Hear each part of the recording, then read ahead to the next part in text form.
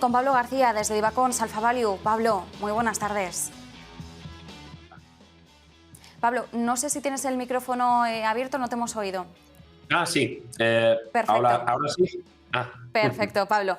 Que comentábamos hoy, sobre todo, estamos viendo movimientos no muy voluminosos en estos primeros compases de la sesión en Estados Unidos, un Wall Street que todavía está digiriendo esas actas de la última reunión de política monetaria de la Fed. Vemos sobre todo una intención más agresiva por parte de los miembros, igual que hoy veíamos, por ejemplo, en el Banco Central Europeo, como los halcones también ganaban fortaleza, ¿no?, en las voces, en esas discrepancias internas dentro del organismo. ¿Cómo estás viendo estos primeros compases de la sesión en Estados Unidos y sobre todo el entorno en general en el que nos estamos moviendo en ese ánimo inversor?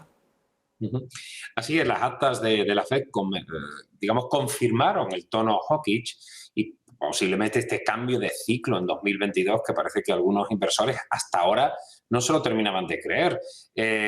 No es sorprendente ver las caídas de los precios de los bonos, aunque sí es cierto que este 0,70 que acaba de alcanzar el Bund y el T-Bond a 2,641, pues empiezan a ser algo alarmantes para los inversores que eran más optimistas con el devenir de la economía.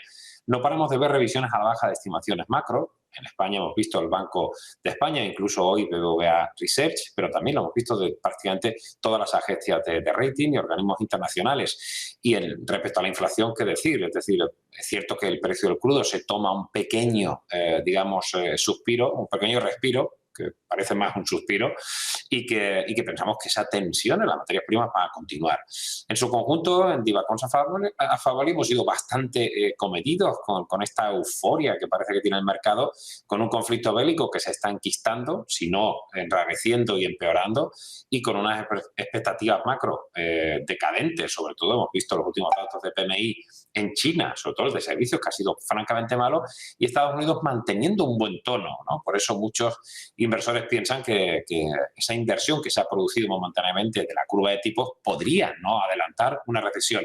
Vamos a ver lo que ocurre, porque esos halcones han sido cada vez más claros y sobre todo a partir de mayo vamos a empezar a ver esa reducción de un balance pues, muy apalancado como es el del Banco Central de Estados Unidos. El problema para los inversores europeos es que Europa sigue sin mover ficha, y eso que el Banco Central de Polonia ha subido los tipos al 4,5%, o incluso el Banco Central de la República Checa está en el 5%, y el Banco de Inglaterra subiendo tipos desde diciembre.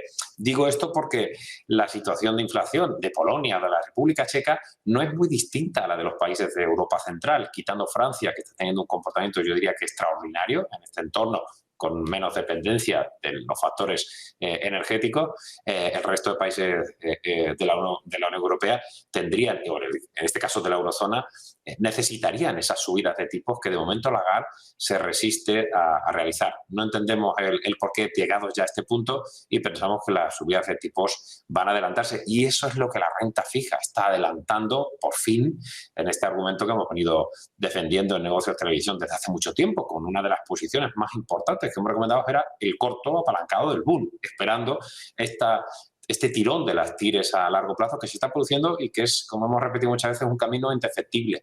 No creemos que vaya a pararse y sino ahondarse como estamos viendo en la sesión de hoy.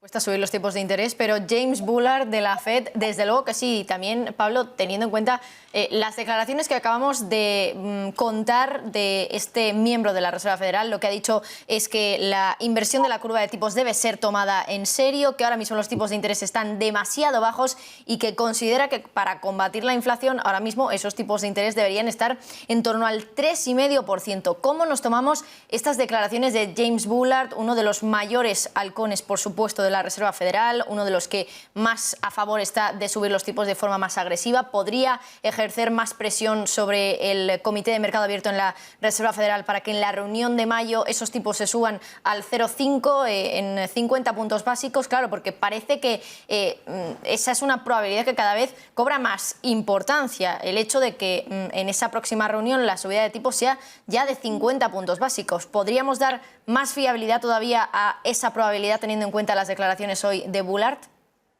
Sin duda, Marta. Es decir, Bullard es de los halcones el más halcón, el halcón milenario.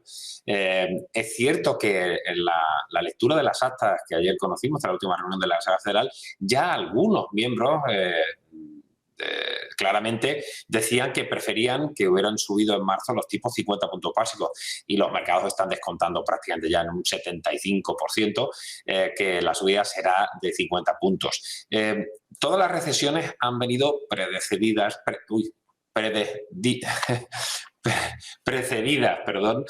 por la inversión de la curva de tipos, ¿no? Aunque no siempre que se ha invertido ha habido una recesión, ¿no? Es una condición necesaria pero no suficiente, y tradicionalmente se habla de inversión de la curva, ya sabemos, cuando es 2 años y él supera al 10 años, que lo hemos visto en varias ocasiones, pero incluso hemos tenido también el 30 años, ¿no? Que es algo sorprendente, ¿no? Bueno, la realidad es que las subidas de tipos van a ser mucho más rápidas, que Bullard es uno de los más cañeros al respecto, y que normalmente pasan entre 6 y 24 meses desde una subida de tipos hasta que la economía se contrae, ¿no? La media son 18 meses. Digo esto porque los datos de PMI, de ISM, los datos del mercado laboral, como también Janet Yellen, la secretaria del Tesoro norteamericano, ha apuntillado, siguen siendo bastante positivos, ¿no? Lo que pasa es que tarda un tiempo, esa media de 18 meses que hemos comentado, en que una recesión llegara. Insisto que para mí el problema no es Estados Unidos, que está cogiendo el toro por los cuernos y que tiene una inflación alta, pero está moviendo tipos, y con una situación de pleno empleo, con un consumo muy potente y con una crisis energética que le afecta menos porque ya están exportando energía, algo que antes no pasaba. El problema llega para Europa, pero desde luego cuando ves las barbas de tu vecino mojar, pon las tuyas a remojar. En el caso de Europa parece que todavía ni siquiera les está creciendo la barba. Pablo, en ese marco en el que seguimos esperando que se apruebe ya ese quinto paquete de sanciones europeas frente a Rusia, seguimos vigilando sobre todo el petróleo. En ese paquete sí que es cierto que, aunque ha habido discrepancias respecto al carbón, se espera que salga adelante la prohibición de importaciones al carbón ruso, pero sobre todo no perdemos el foco en el petróleo, en la evolución de sus precios, en las últimas noticias que vamos conociendo. Respecto a las noticias, hoy, por ejemplo, conocíamos una postura que nos ha llamado bastante la atención por parte de China, y es que muchas refinerías chinas, como por ejemplo ChemChina o Sinochem, por mencionar algunas de ellas, van a evitar firmar nuevos contratos de petróleo ruso, van a mantener los existentes, pero sí que es cierto que por el momento no van a firmar nuevos contratos. En un contexto en el que, como digo, vigilamos la evolución de los precios del crudo, vemos un Brent que se mantiene en los $102, un West Texas que está por debajo ya de ese nivel, 97,63 en estos instantes. ¿Cuál es el entorno que dibujamos para el petróleo? Bueno, has comentado el caso de China. La verdad es que la situación de China es bastante comprometida y por eso se han puesto de perfil. Es decir, por un lado, China ha apoyado tácitamente, desde luego, en el Consejo de Seguridad de la ONU cuando, digamos, que se abstenía sobre la invasión de Ucrania.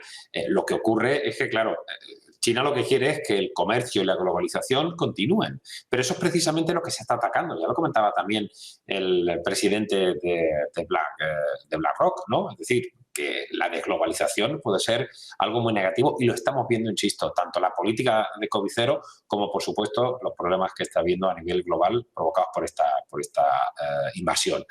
En el caso del petróleo, la verdad es que, bueno, se ha mantenido a unos niveles bastante aceptables, y yo creo que el precio del crudo tendrá que irse algo más hacia arriba, porque insisto que no pensamos que el conflicto se va a erradicar, y teniendo a Putin tan activo y esas sanciones que cada vez son más agresivas y más, digamos, perecederas en el tiempo, porque han llegado para quedarse durante un buen tiempo, no pensamos que el precio del crudo vaya a caer con mucha fuerza. Algunos comentan si hay una desaceleración del crecimiento, eso podría ser algo positivo, y la buena gestión de la OPEP, pero no olvidemos, la OPEP Plus incluye a Rusia, y por eso también la Arabia Saudí pues se pone también de perfil, ¿no?